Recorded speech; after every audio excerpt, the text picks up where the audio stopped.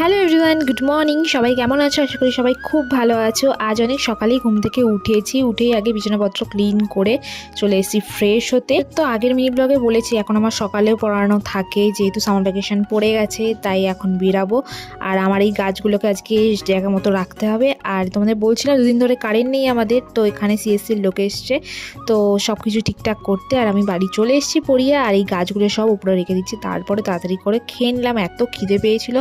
ঘরের কাজকর্ম করতে করতে প্রায় 4:30 বেজে গেছে, কারণ ওরা তো প্রায় দুপুরবেলার দিকে এসেছিল। কাজবাজ সেরে একেবারে বিকালবেলা সুন্দর করে সিংহাসন সাজিয়ে পুজো দিয়ে দিয়েছি। আর বড় চলে এসছে, এখন দুজনে রেডি হয়ে যাচ্ছি আমার এক স্টুডেন্টের বার্থডেতে।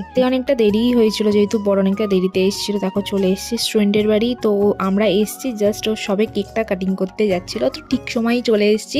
এখন সবার সাথে একটু গল্প করবো। আজকে মিনি ব্লগটা এতটাই রাখলাম, কেমন লাগলো জানিও। ভালো লাগলে লাইক কমেন্ট শেয়ার করে দিও, যারা ফেসবুক থেকে দেখছো ফলো করে দিও। তো চলো আজকের জন্য টাটা।